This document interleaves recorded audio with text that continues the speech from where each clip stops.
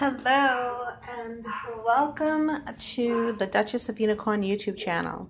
In this channel, I share my browser views of everything the royals as it pertains to Meghan Markle. I'm based in the United States, so my view, and of course that includes algorithms, will be different based on, where you are in the country. And of course, our algorithms are based on our own use. And so you might see something different coming up on your browser, like I'm seeing something different on mine. So if you see the same thing, awesome. If this is something new to you, awesome, even more. So this is going to be a quick video. The Queen reportedly warned Harry about Meghan Markle's behavior before the wedding. Now, this is written on January 10th, and I thought it was worth just kind of giving a quick video out there for you and a kind of, my own crazy opinions on it. And that leads into the disclaimer. The full disclaimer is in the description, but of course, this channel is for entertainment only. My opinions and views are my own. I just feel like sharing them under the United States free speech. And I don't own the photos. The photos are sourced, like all content, on the public domain. And the full disclosure is definitely in the description. We all remember the day when Meghan Markle finally walked down the aisle to wed her prince, Harry. From the looks of it, it was truly a beautiful ceremony. However, not long after the big event, rumors began. My dogs are barking. Rumors began circulating that the Queen allegedly wasn't happy about Meghan's bridezilla behavior and reportedly even warned Harry about his future bride before the wedding. Boom. So this is on monagza. Why do they name these sites weird? I don't know. Reportedly, and even warned Harry about the future bride before the wedding. Of course, now with the shocking news of Meghan and Harry stepping back from their senior royal roles, people can't help but wonder if the Queen was right to be worried. Now, I find it odd to think the Queen is quote-unquote worried. I think they should use a better term. I feel like maybe the Queen was concerned and that started her sharing her thoughts on it, but obviously she didn't ban him. However, did she ban him? Come to think of it, here's where I insert my opinion. Did she ban him and say, you know what, I don't give you permission to marry her if you're in the royal family because she's not, really what we're looking for you? And although that's kind of hard to say in terms of family member telling you that you can or cannot marry somebody, but he is sixth in line, I think. So maybe at that point she really has the authority, and that's the law of the monarchy. So that makes sense. But perhaps she told him, here's how you can do it. You can stay in the royal family, and do official duties, come out, for the first year or so, get yourself settled, find out how it is, and find which way you want to go. And then you can, we'll reassess it. And so maybe those 2 years or so has come to term, and this is what we're seeing going forward, a shambles. Okay, so wondering if this was all part of the deal early on. Raising concerns. Meghan Markle and Prince Harry tied the knot back in May of 2018. Now Meghan was officially part of the royal family, but the new addition was about to become even more prominent, a more prominent feature of the family than ever believed.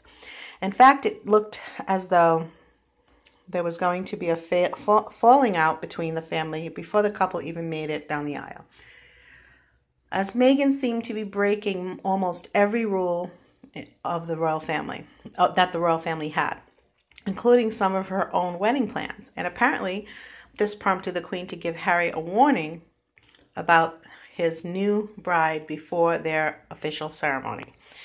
Wedding planning issues. The royal wedding was about to see Meghan become the talk of the world. All eyes were on the blushing bride as she made her way to the chapel, and her wedding dress was the talk of the day thanks to intricate details. But anyone who's seen the wedding knows there were details that were far from traditional, which is in part of the reason planning it caused such a stir within the royal family. Meghan's dress seemed to fit her Hollywood persona more than her royal one. She insisted on the details she wanted, including the specific scent she wanted inside the chapel. And as we all know, the royals are big on rules and traditions. Plenty of rules. It turns out that the tiara was one of the most significant talking points of the big day, and not always for the right reasons. Believe it or not, but there are many rules that come with the royals and wearing tiaras. It's said that only married women or brides on their wedding day may wear tiaras, and that they aren't just part of royal everyday wear. Women aren't just a part of royals' everyday wear. That's not all. This woman, she looks so pretty with this tiara on. It suits her so well. Royal women allowed to wear the tiaras must keep them away from their outfits until 6 p.m. as they are deemed to be part of their formal attire.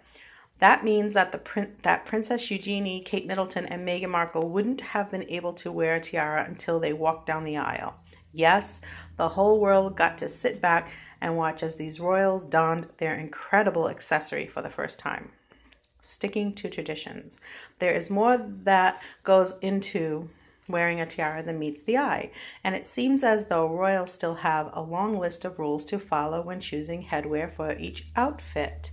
The bride would have once chosen a tiara from her family's collection to wear as part of her wedding outfit. However, that all changed as soon as she tied the knot. Then women would be expected to use a tiara from her husband's family collection instead. Another beautiful photo. She really looks like royalty, like real royalty. Meghan and Kate weren't part of the royal family before their wedding, meaning they got to choose a tiara from the Queen's collection instead. However, the accessory still has to be approved by the Queen before the brides are allowed to make their way to their big day. It looked as though Meghan's choice of headwear was about to cause a stir. The pick of them all. Apparently, there were many tiaras prepared for Meghan to browse and choose from. However, would she ever be able to decide on just one to wear for her wedding day? Thankfully, that all changed when Meghan spotted one that stood out from the rest of the crowd. The Sun reports that the tiara covered in green emeralds, and it seemed to be just the piece that Meghan was looking for to complete her look. That's funny because that's definitely not what she got. It soon became the Duchess's dream to have it part of her day. Unfortunately, those dreams were about to come crashing down, as royal aides reportedly said it would be impossible to wear the chosen tiara. A royal insider soon spoke about how Meghan had her heart set on the tiara, but was now being forced to choose something else instead. Apparently, it was then that Prince Harry lost his cool. Whatever. That's kind of funny. He lost his cool, again, I think if this is true, Prince Harry lost his cool over tiara. Really? Seriously? Come on. It shows how he's a little bit too into it.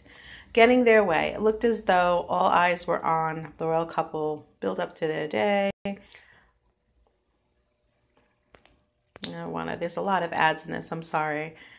So here's the picture I just want to end at. And, basically, she did not get to have the emerald tiara, which is fine and well.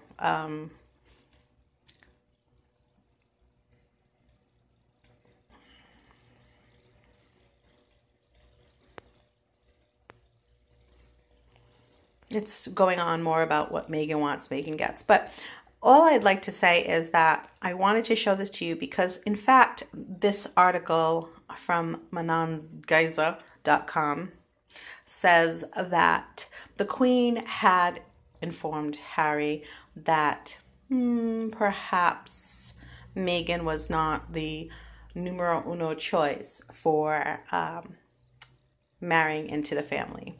And I'm sure the Queen, with all her aides, her knowledge, her years of approving weddings and partners and the ceremonies and all the pomp, I'm sure she probably sat down with her grandson and said, whoa, let's look at a few things.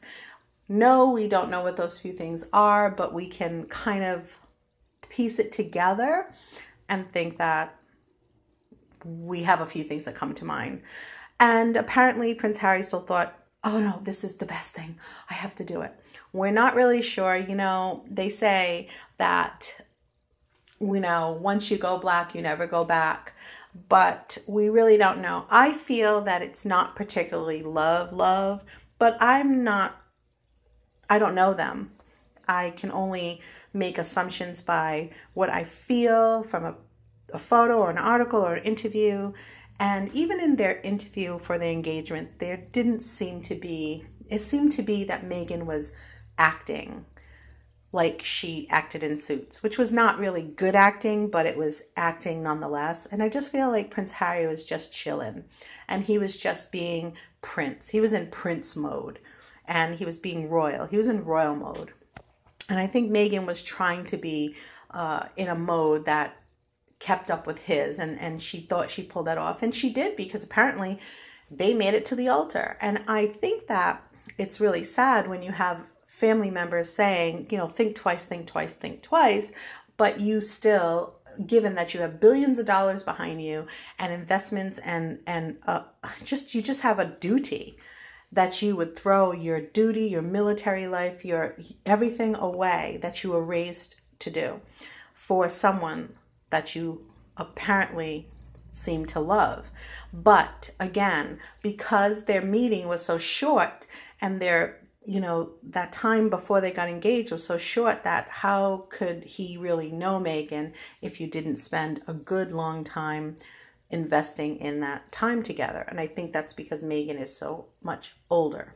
Okay, I want to end this video here because I can always go into more at another time, but I think that it's true that family members stepped up and kind of said, hey, are you sure about this? And Prince Harry was like totally in a funk and a fog and the excitement. And I think he also, again, you think about all this talk of mental health issues, that his mind might not have had the clarity in the first place to know the difference between deep love and some type of infatuation, and trying to just change your life and run with the ball.